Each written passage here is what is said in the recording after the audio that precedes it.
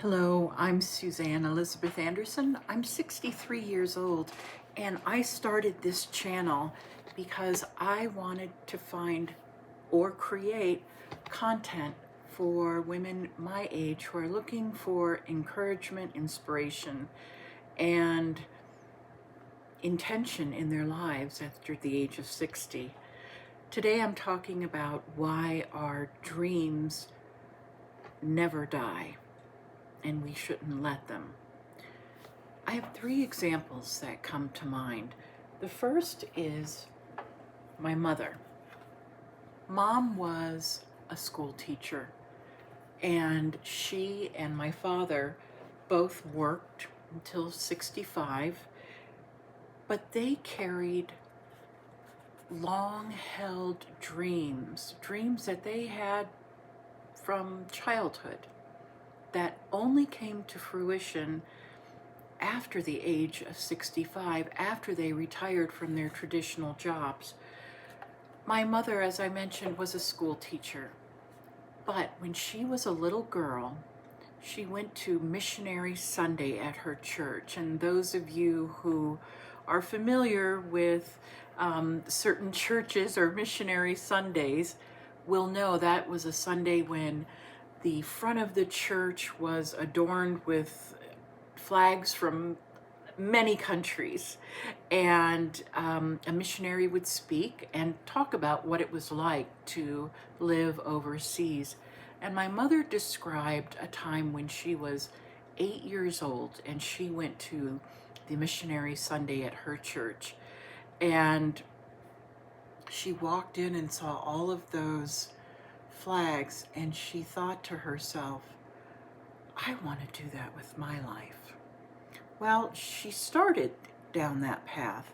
She actually went to Bible college and became a missionary in Juneau, Alaska in the 1940s, before Alaska became a state. And I have this wonderful picture of Mom and I standing on a glacier in Juneau so many years later after she had retired. And this was one of those little trips that you take on a cruise. And I wanted her to stand there on the Mendenhall Glacier because she had spoken about it so many times. But she was a missionary in Alaska, but then life caught up with her, and she got married, and she had family responsibilities, and she became a teacher. But she wasn't idle. She got 2 bachelors, 2 masters, and a doctorate in education. And she still kept that dream of living overseas and working as a missionary someday. And she did. At the age of 65, my mother and father retired, and they first moved to Kyiv, Ukraine. And Mom worked there teaching reading, but as a director of international childhood education at an international school, early childhood education. And there's Mom at a school in Kazakhstan, and with some of her students, and she was so filled with joy. She just loved it. And she continued working overseas until the age of 79, and the only reason she stopped then was because she had a heart attack and had to come home for open heart surgery. My father worked the night shift at the post office his entire adult life, but he used to have a subscription to the National Geographic because he wanted to travel. And here he is. I don't even know where this was taken, but here my father is wearing the same basic uniform type clothing that he wore every day to the post office, his jeans, his blue windbreaker, his very comfortable shoes, but he's sitting on top of a camel on a seashore.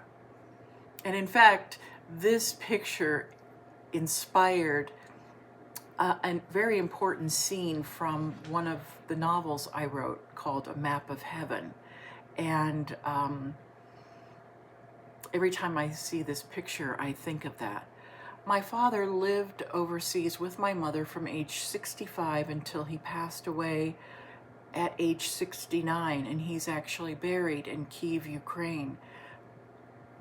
But every day of that brief period of time, he lived his dream. And so the first point I want to say is that sometimes dreams take time. Quite often they take a lot of time, especially if they're big dreams. Little dreams, simple dreams, they don't take much time. But with big dreams, the ones that take years or decades, those are the dreams that are really worth pursuing. And I want you to understand another point that comes along here, which is that you need to celebrate your progress as you go along. Because they take time, celebrate the small incremental steps. When I was a swimmer many years ago, I used to love going to swim meets, not because I would win or lose, but when I was really young, I loved going because I liked to track my progress. You would get a little badge, a little patch to sew on your jacket every time you moved up an age group level. And I loved collecting those little patches. And even though I had a fairly successful high school swimming career, I went to college on an athletic scholarship, it's the swim meets and the people I met and the friends I made that meant so much more to me than the actual one or two record-breaking swims I had. So that's another consideration. Not only should your dreams not die, but pick a dream that's worthy of your time and attention. And then the other thing I want to tell you is that dreams change. When I left my job on Wall Street in 1994, one of my biggest dreams was to move into the country. I'd had enough of living in a big city. I wanted to move to a house in the country and live this simple life that has become so popular nowadays. And I didn't accomplish that dream until 2023. That's a really long time. And I can tell you it was worth it. And it doesn't look like what I thought it would. I'm sitting now in my home in Western North Carolina. It's a little home, and it's in a very rural area. And I'm very happy here. But it took time. I'll give you an example of how things change over time. This was a picture of me right after I left New York. Yes, I was much thinner than I am now, although I do still have the same chubby cheeks. But there I am standing on top of a mountain. I was actually at the Food and Wine Festival. And I was standing there, and I had someone take my picture, and I said, someday I'm going to live in the mountains because I love snow. I'm not a skier or anything like that. I'm very uncoordinated on land. And here's a picture of me with my Newfoundland dogs in 2000, and I believe this was 2019. So I did accomplish that dream from 1994 of living in the mountains. It took a long time to get there, but I got there. Now, why am I not still living in the mountains? Well, that's why sometimes dreams change shape. Honestly, the market ran away from me.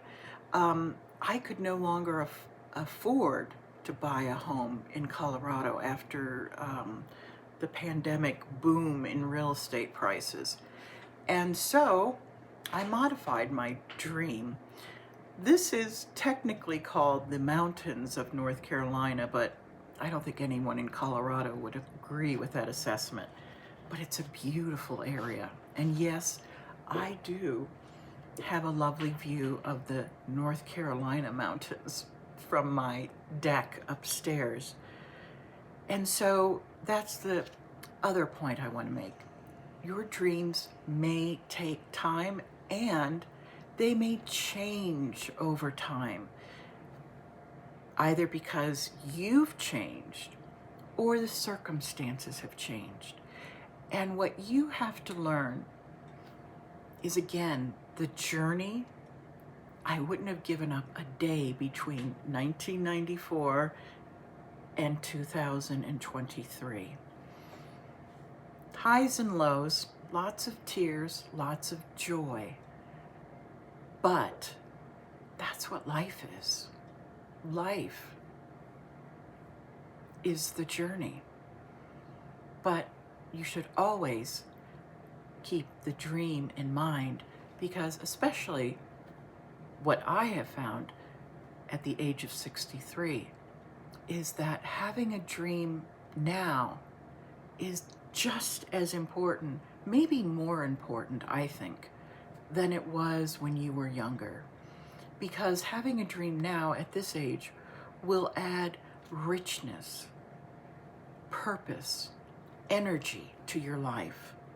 The saddest thing I can imagine is to simply sit around watching TV all day, hoping or wishing something would change or that I would simply die. I don't want to live that way. My mother lived to be 95, and she lived with such passion and such joy. I want to live like that, and I hope you do too. So there's one little Bible verse I want to leave you with. It's from Habakkuk. Though it linger, wait for it. It will certainly come and not delay. Those are your dreams. So if you don't have a dream or something you're working on right now, start immediately.